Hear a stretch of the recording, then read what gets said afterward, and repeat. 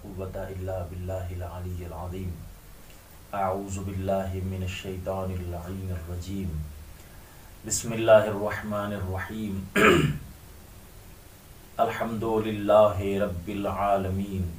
الصلاة والسلام على سید المرسلین وخاتم النبیین وشفیع المذنبین مولانا و مولا الکونین جد الحسن والحسین ابی القاسم محمد اللہم صلی علی محمد و آل محمد ثم الصلاة والسلام علی آلہ الطیبین الطاہرین المعصومین المنتخبین المنتجبین ولعنت اللہ علی اعدائہم وغاصب حقوقہم ومنکر فضائلہم ومصائبہم وآتشہم وشجاعتہم اجمعین. رب اشرح لی صدری ویسر لی امری واحلل عقدۃ من لسانی یفقہوا قولی. اما بعد فقد قال اللہ تعالی فی القرآن الکریم. بسم اللہ الرحمن الرحیم. یا ایہا الذین آمنوا کتب علیکم الصیام کما کتب علی الذین من قبلکم لعلکم تتقون. محترم ناظرین، سورہ بقرہ کی آیت نمبر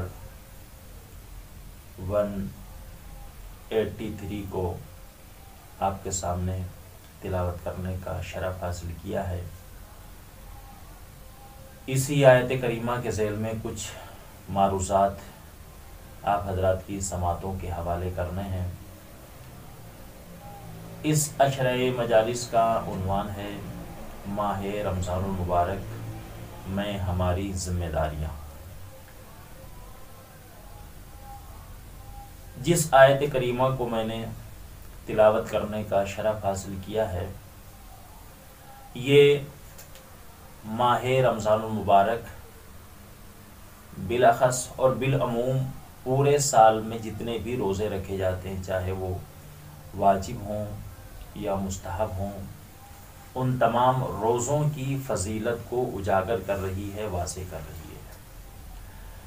ارشاد ہو رہا ہے، اے ایمان لانے والو، تمہارے اوپر روزوں کو فرض کر دیا گیا ہے، روزوں کو واجب کر دیا گیا ہے، جیسا کہ تم سے پہلے والی قوموں کے اوپر، تم سے پہلے والے لوگوں کے اوپر پروردگار نے روزوں کو واجب کیا تھا. لعلکم تتقون، شاید کہ تم اس طرح سے متقی بن جاؤ، پرہیزگار بن جاؤ. مومنین، اس سے پہلے کہ باقاعدہ طور پر ہم اپنی گفتگو کا آغاز کریں، سب سے پہلے میں تمام مومنین، تمام ناظرین کی خدمت میں ماہ رمضان المبارک کی مبارکباد پیش کرتا ہوں. اور سب سے زیادہ ضروری جو ہمارے لیے ہے وہ یہ کہ ہم سب سے پہلے یہ جانیں کہ ماہ رمضان کو رمضان کیوں کہتے ہیں.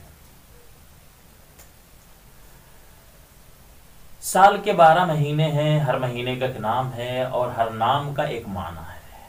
مثلا محرم الحرام کو محرم الحرام کیوں کہتے ہیں، سفر المظفر کو سفر المظفر کیوں کہتے ہیں، ربیع الاول کو ربیع الاول کیوں کہتے ہیں، جمادی الاول کو جمادی الاول کیوں کہتے ہیں، رجب المرجب کو رجب کیوں کہتے ہیں، شعبان المعظم کو شعبان کیوں کہتے ہیں.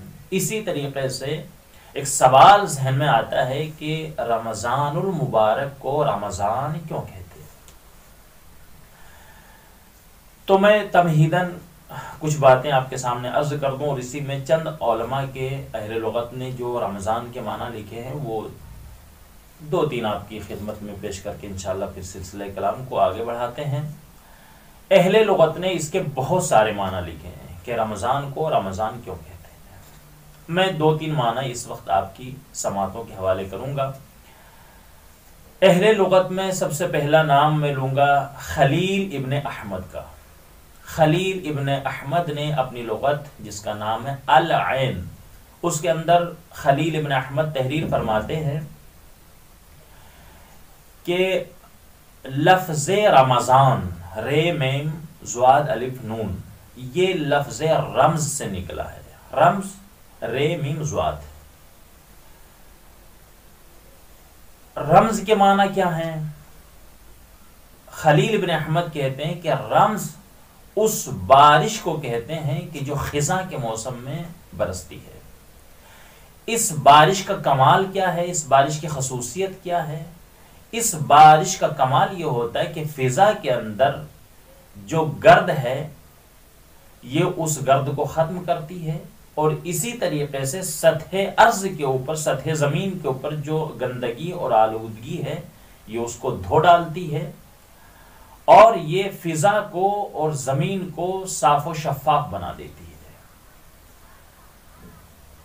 ماہ مبارک رمضان کو رمضان المبارک اسی لیے کہا جاتا ہے چونکہ ماہ رمضان المبارک نفس کی آلودگی اور گندگی کو ختم کرتا ہے اور انسان کے نفس کی پاکیزگی کے لیے مواقع فراہم کرتا ہے.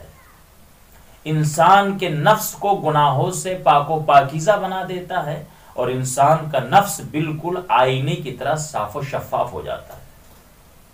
اس لیے ماہ رمضان کو رمضان مبارک کہتے ہیں. یہ خلیل ابن احمد کا قول تھا. دوسرا قول ہے احمد بن محمد کا. وہ کہتے ہیں کہ رمز جلتی ہوئی اور سلگتی ہوئی ریت اور جلتے اور جھلستے ہوئے پتھروں کو کہا جاتا ہے. تیسرا قول ہے تریحی کا. مجمع البحرین میں تریحی تحریر فرماتے ہیں کہ رمز کے معنی جھلسنے کے ہیں. رمزت قدمہ بالحر، جیسے کہ گرمی کی شدت کی وجہ سے اس کے پیر جھلس گئے. انہوں نے لفظ جھلسنا لیا ہے رمز کے معنی کو. بہرحال اگر ہم ان اقوال کا خلاصہ نکالیں تو خلاصہ ان اقوال کا یہ ہے کہ رمضان، ماہ مبارک رمضان کو رمضان اس لیے کہتے ہیں چونکہ یہ مہینہ اپنی خصوصیات کی وجہ سے گناہ اور گمراہیوں کو ختم کر دیتا ہے اور اخلاق کی اصلاح اور پاکیزگی کے لیے مواقع فراہم کرتا ہے.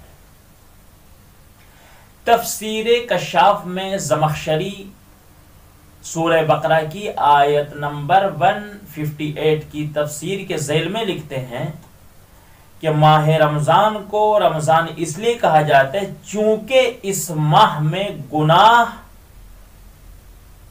جل کر ختم ہو جاتے ہیں، فنا ہو جاتے ہیں، مٹ جاتے ہیں. انسان بالکل ایسے پاک و پاکیزہ ہو جاتا ہے کہ جیسے نو مولود بچہ جب دنیا میں آتا ہے تو گناہوں سے پاک و پاکیزہ ہو جاتا ہے. سبحان اللہ. یہ چار معنی تھے رمضان کے حوالے سے جو میں نے آپ کی سماعتوں کے حوالے کیے ہیں. بہرحال ماہ رمضان المبارک کی بہت زیادہ عظمت ہے، بہت زیادہ فضیلت ہے. بعد روایت میں آیا ہے کہ رمضان خدا کے اسماء مبارکہ میں سے ایک نام ہے. بعض روایت میں آیا ہے کہ اس ماہ کو شہر اللہ کہا جاتا ہے. اس کا احترام ضروری ہے. معصومین علیہ الصلوۃ والسلام کی احادیث میں تواتر سے یہ بات آئی ہے، وارد ہوئی ہے. معصوم فرماتے ہیں کہ جب بھی ماہ رمضان کا تذکرہ ہے تو کبھی رمضان نہ کہو. جب بھی اس مہینے کا نام لو تو یا تو رمضان المبارک کہو یا ماہ مبارک رمضان کہو. ممانعت وارد ہوئی ہے احادیث معصومین علیہ الصلوۃ والسلام میں کہ کبھی اس ماہ کو فقط رمضان نہ کہو بلکہ اس کا نام احترام کے ساتھ لو.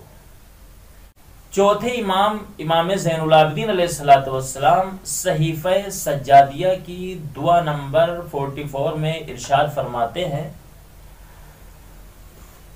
یا اللہ تو محمد و آل محمد پر رحمت نازل فرما اور ہمیں اس ماہ کی فضیلت اور عظمت کو جاننے اور جن چیزوں سے اس ماہ میں تو نے منع کیا ہے ان سے اجتناب کرنے کی توفیق عطا فرما. عزیزان گرامی، شہر رمضان وہ عظیم مہینہ ہے کہ جس کا نام قرآن کریم میں صراحت کے ساتھ آیا ہے۔ سورہ بقرہ آیت نمبر 185 میں ارشاد رب العزت ہو رہا ہے، شہر رمضان الذی انزل فیہ القرآن ھدی للناس وبینات من الھدی والفرقان۔ یہاں پر صراحت کے ساتھ ماہ رمضان المبارک کا پروردگار نے ذکر کیا ہے، اور ماہ رمضان کی فضیلت کے لیے یہی کافی ہے۔ تقریباً 41 اسماء مبارکہ ماہ رمضان المبارک کے لیے تاریخ میں ذکر ہوئے ہیں۔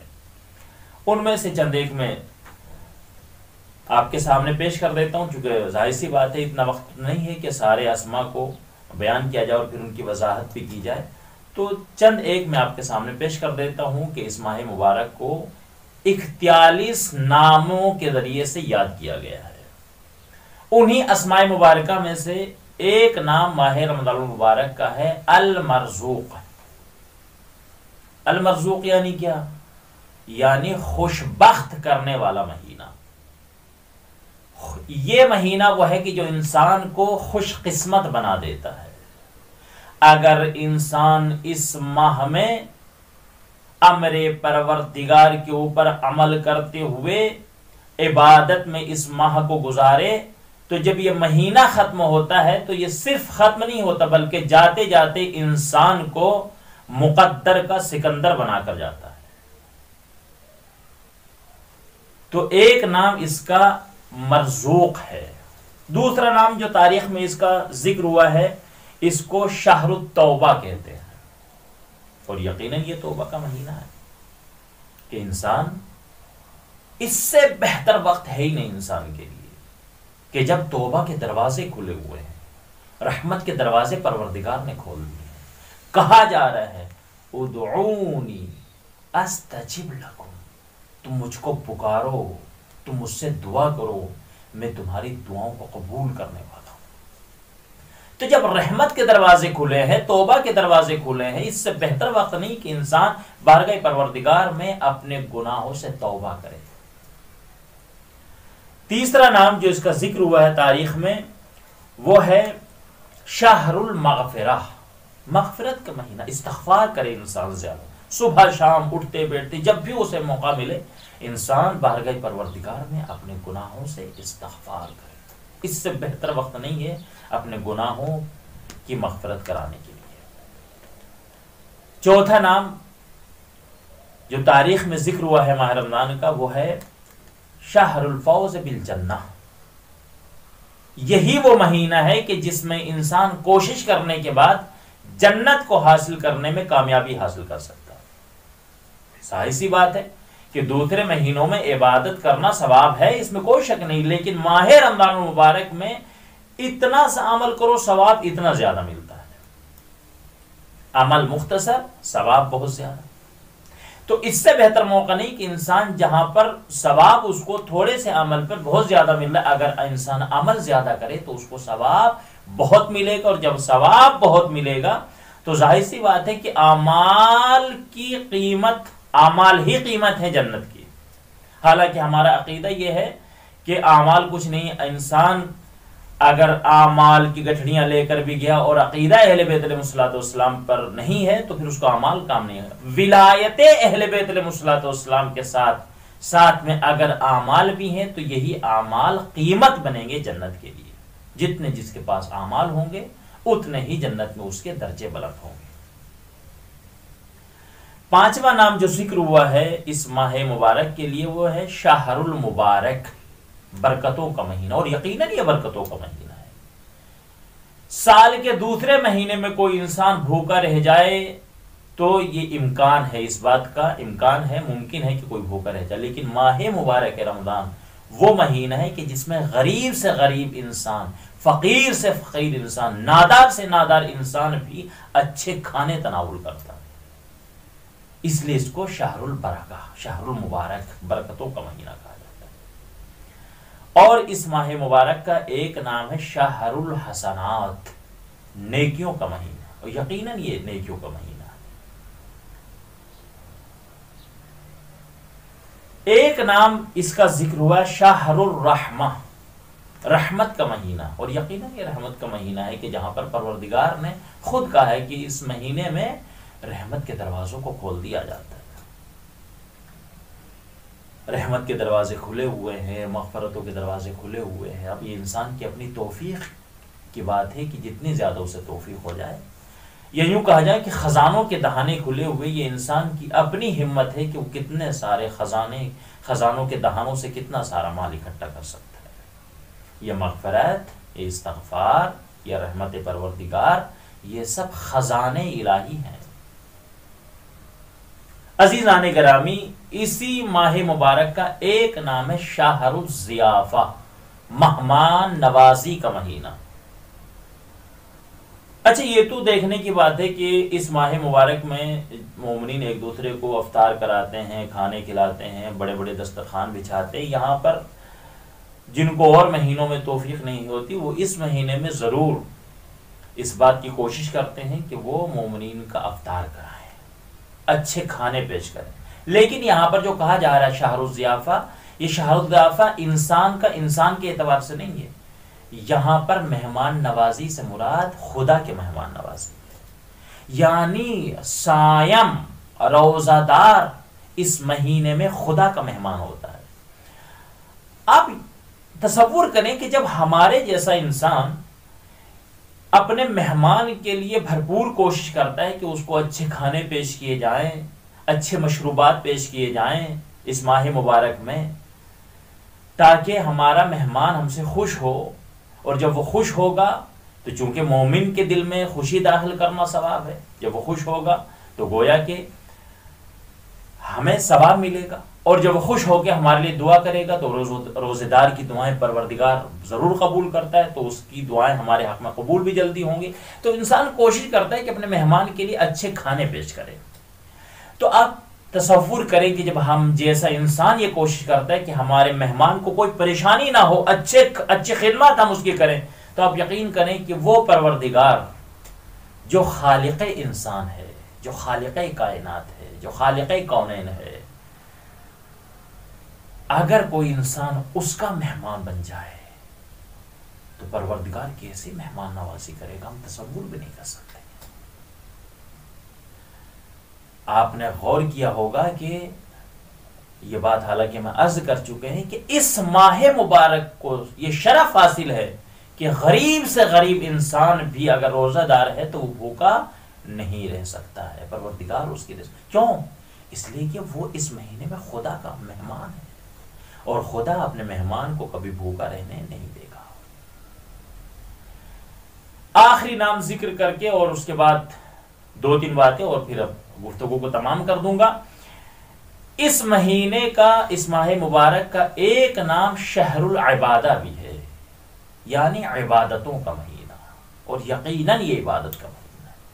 یوں تو سال میں ہر دن عبادت کا دن ہے، لیکن اس مہینے کو خاص طور سے شہر العبادہ کہا گیا ہے، عبادتوں کا مہینہ، اور یقیناً یہ عبادتوں کا مہینہ ہے۔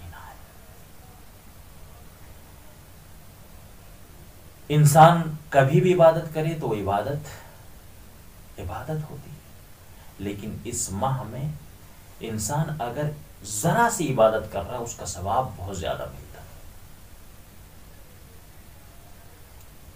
اور عبادت کا جہاں تک سوال ہے وہ تو اپنی جگہ پر، یہ مہینہ تو ایسا ہے کہ جہاں پر عبادت تو ایک طرف، اگر انسان روزے کی حالت میں سو جائے تو اس کا یہ سونا بھی عبادت بن جاتا ہے۔ کائنات میں آپ کو دو ہی نیندیں ایسی ملیں گی کہ جو عبادت کے زمرے میں آتی ہیں، ایک روزہ دار کی نیند، اگر انسان روزے کی حالت میں سو جاتا ہے اور سوتے ہوئے انسان جو سانس لیتا ہے تو یہ سانس لینا اس روزہ دار کا نگاہ پروردگار میں تسبیح شمار ہوتا ہے۔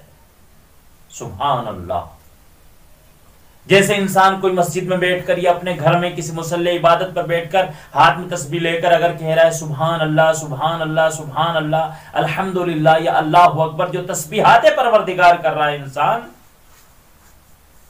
جو ثواب اس کو ملے گا، روزے کی حالت میں اگر روزہ دار سویا ہوا ہے تو جو سانس لے رہا ہے تو یہ سانس لینا اس کا تسبیح پروردگار شمار ہوگا۔ سبحان اللہ، کیا عظمت ہے ماہ رمضان المبارک کی کہ جہاں پر سونا بھی عبادت ہے۔ تو ایک نیند تو روزہ دار کی نیند ہے کہ جہاں پر سونا عبادت ہے۔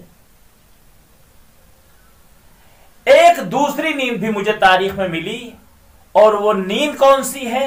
وہ نیند ہے بارگاہ ملکوتی امیر المومنین، شہر مقدس مولا کائنات کا شہر نجف اشرف کی نیند۔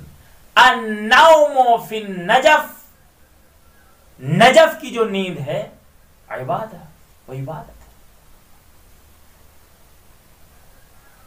کہیں آپ کو نیند عبادت نہیں ملے گی، صرف پروردگار نے نجف اشرف کو یہ فضیلت عطا کی ہے۔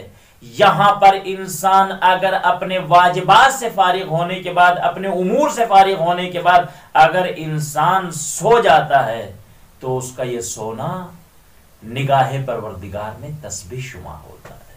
سبحان اللہ، یہی تو وجہ ہے کہ جب آپ کے اور ہمارے چوتھے امام، امام زین العابدین علیہ السلام مدینہ سے نجف زیارت کرنے کے لیے آتے تھے تو ایک مقام ہے، آج بھی موجود ہے، جو لوگ زیارت کرنے کے لیے گئے ہیں انہوں نے دیکھا ہے کہ آج بھی وہ جگہ موجود ہے کہ جس کو مقام امام زین العابدین کہتے ہیں۔ امام جب بھی مدینہ سے آتے تھے اپنی سواری کو وہاں روکتے تھے اور اس کے بعد بستر لگاتے تھے اور امام لیٹتے تھے اور سو جاتے تھے۔ ایک مرتبہ، دو مرتبہ، جو متعدد مرتبہ ایسا ہوا تو جو خادم آپ کے ساتھ ہوتا تھا، ایک بار اس نے آپ سے سوال کر لیا، مولا بہت عرصے سے ایک سوال میرے ذہن کے اندر ہے، مولا جب آپ مدینے میں ہوتے ہیں تو آپ اتنی عبادتیں کرتے ہیں، ساری ساری رات آپ مصلی عبادت پر ہوتے ہیں، مولا آپ اتنے سجدے کرتے ہیں کہ آپ کا لقب سید الساجدین مشہور ہو گیا ہے، مولا آپ اتنی عبادت کرتے ہیں کہ اس وقت پوری دنیا میں آپ ہی ہیں کہ جن کو زین العابدین کا لقب ملا ہے، مولا آپ اتنے سجدے کرتے ہیں کہ سجدوں کی کثرت کی وجہ سے آپ کی پیشانی اور گھٹنوں کے اوپر گٹھے پڑ جاتے ہیں کہ جن کو سال میں 2 مرتبہ کاٹا جاتا ہے، مولا وہاں اتنی عبادتیں کرتے ہیں اور جب یہاں آتے ہیں نجف اشرف میں مولا آپ سو جاتے ہیں، اس کی وجہ کیا ہے؟ تو مولا مسکرائے اور مولا نے مسکرا کر جواب دیا کہ تمہیں معلوم نہیں ہے یہ شہر نجف اشرف ہے، اس شہر کو پروردگار نے یہ شرف عطا کیا ہے کہ یہاں پر سونا بھی عبادت ہے۔ انسان اگر یہاں پر سو جائے تو اس کے سانس تسبیح پروردگار شمار ہوتے ہیں۔ تو امام پہلے سو جاتے تھے، اس کے بعد اٹھتے تھے اور غسل زیارت کرنے کے بعد پھر خرامہ خرامہ چلتے تھے اور اپنے جد نامدار حضرت علی بن ابی طالب علیہ السلام کے حرم مبارک میں آتے تھے اور پھر وہاں پر بیٹھ کر امام عبادتیں کیا کرتے تھے۔ تو عزیزان گرامی، پروردگار عالم نے نجف اشرف کو یہ شرف دیا ہے کہ جہاں پر سونا بھی عبادت۔ اب ایک جملہ کہہ کر کے میں بات کو تمام کرنا چاہتا ہوں کہ یہ شہر نجف اشرف ہے کہ جس کو پروردگار نے یہ مرتبہ دیا ہے، یہ فضیلت دی ہے، یہ شرف دیا ہے کہ یہاں پر سونا بھی عبادت ہے۔ جہاں پر سونا عبادت ہے تو تصور کریں کہ وہاں پر اگر عبادت کی جائے تو اس کی کیا منزلت ہوگی۔ یہی تو وجہ ہے کہ مسجد کوفہ میں عبادت کرنے کا ثواب کی مقدار اور ہے، مسجد سہلا میں ثواب اعمال کرنے کے ثواب کی مقدار کچھ اور ہے، لیکن واحد ایسا روضہ ہے مولا امیر المومنین علیہ السلام کا کہ جہاں پر 1 رکعت کا ثواب 2 لاکھ رکعات کے برابر ہے۔ یعنی اگر انسان مولا کائنات کے حرم میں جائے اور صرف 2 رکعت نماز زیارت امیر المومنین علیہ السلام پڑھے تو 2 رکعت کا ثواب اس کے نامہ اعمال میں 4 لاکھ رکعات لکھا جاتا ہے۔ سبحان اللہ، کسی مقام کو یہ فضیلت حاصل نہیں ہے کہ جو مولا کائنات کے حرم مبارک کو فضیلت حاصل ہے۔ کتنا خوش نصیب ہے وہ انسان کہ جو زیارت کرنے کے لیے آئے اور زیادہ سے زیادہ وقت اپنا بارگاہ امیر المومنین میں گزارے۔ یہ یہاں پر رہنے والے خوش نصیب ہیں وہ انسان کی جن کو روز توفیق مل رہی ہے اور وہ بارگاہ امیر المومنین میں جا رہے ہیں، اپنے لیے اعمال کر رہے ہیں، اپنے اہل خانہ کے لیے اعمال کر رہے ہیں، اپنے اقربا کے لیے اعمال کر رہے ہیں، اپنے رشتہ داروں کے لیے اعمال کر رہے ہیں، اپنے دوستوں کے لیے اعمال کر رہے ہیں، ذوی الحقوق کے لیے اعمال کر رہے ہیں۔ یہ بہترین مہینہ ہے عزاداروں، اس میں بہت ساری مناسبتیں، یہی وہ مہینہ ہے کہ جس میں مولا کائنات کی شہادت بھی ہے۔ اس سے پہلے کی اور بہت ساری مناسبتیں انشاءاللہ ان کو ہم گاہے بگاہے انشاءاللہ اپنی گفتگو میں ذکر کریں گے۔ یہ ماہ مبارک اور پھر مبارک جگہ نجف اشرف، اگر انسان وہاں پر اپنی زندگی گزارے، موقع ملے انسان کو کہ وہ آئے زیارت کرنے کے لیے، تو زیادہ وقت بارگاہ امیر المومنین میں گزارے اور وہاں پر اپنے لیے اعمال کرے، اپنے گھر والوں کے لیے اعمال کرے۔ کتنا خوش نصیب ہے وہ انسان کہ اگر کسی کے والدین دنیا سے چلے گئے ہیں تو کتنا خوش نصیب ہے وہ انسان کہ اگر وہ نجف اشرف زیارت کرنے کے لیے آ رہا ہے تو 2 رکعت نماز ضرور اپنے والدین کے لیے، کم سے کم یہ ہے کہ 2 رکعت نماز پڑھ۔ اس سے بہترین گفٹ نہیں ہو سکتا ہے اپنے والدین کے لیے کہ انسان 2 رکعت نماز پڑھے گا اور اس کے والدین کے نامہ اعمال میں 4 لاکھ رکعتوں کا ثواب لکھ دیا جائے گا۔ بارگاہ رب العزت میں دعا ہے، پروردگار تجھے واسطہ محمد والے محمد کا، بالخصوص تجھے واسطہ ہے مولا امیر المومنین علیہ الصلوۃ والسلام کا، جو مومنین جس خطے ارض پر بھی ہیں ان کی جان مال عزت آبرو کی حفاظت فرما۔ پروردگار جو مومنین بیمار ہیں ان کو شفائے کامل و عاجل عنایت فرما۔ کچھ مومنین نے دعاؤں کے لیے کہا ہے، پروردگار ان تمام مومنین کی جملہ پریشانیوں کو دور فرما، جو قید ہیں ان کو رہائی عطا فرما۔ پروردگار جو واسطہ محمد والے محمد کا، تمام شان حیدر کرار کو اپنے حفظ و امان میں رکھ۔ پروردگار جو واسطہ محمد والے محمد کا، اس ماہ مبارک میں ہمیں زیادہ سے زیادہ اعمال خیر کرنے کی، دوسروں کے ساتھ حسن سلوک کرنے کی توفیق عنایت فرما، اپنے والدین کی خدمت کرنے کی توفیق عنایت فرما، اپنے رشتہ داروں کی خدمت کرنے کی توفیق عنایت فرما، غریب نادار فقیر لوگوں کی مدد کرنے کی توفیق عنایت فرما۔ پروردگار اس ماہ مبارک کا واسطہ، اس ماہ مبارک میں ہمارے گناہ کبیرہ اور گناہ صغیرہ کو معاف فرما۔ پروردگار تو یہ واسطہ محمد والے محمد کا، تو یہ واسطہ آقائے کونین امام زمانہ علیہ الصلوۃ والسلام کا، محمد والے محمد کو ہم سے راضی فرما، شہزادی کونین کو ہم سے راضی فرما۔ پروردگار عالم امام زمانہ علیہ الصلوۃ والسلام کو ہم سے راضی فرما۔ آخر میں تیری بارگاہ میں دعا ہے کہ پروردگار زمانہ بہت برا اشوب ہے، امام زمانہ علیہ الصلوۃ والسلام کے ظہور میں تعجیل فرما، ہم کو ان کے آوان انصار میں شریک فرما۔ آئیے ہم سب مل کر بارگاہ پروردگار میں امام زمانہ علیہ الصلوۃ والسلام کے ظہور میں تعجیل کے لیے دعا کرتے ہیں۔ بسم اللہ الرحمن الرحیم، اللہم کل ولیک الحجۃ ابن الحسن صلواتک علیہ وعلی آبائہ فی هذه الساعة وفي كل ساعة وليا وحافظا وقائدا وناصرا ودليلا وعينا حتى تسكنه أرضك طوعا وتمتعه فيها طويلا برحمتك يا أرحم الراحمين۔ وصلى الله على محمد وآله الطيبين الطاهرين۔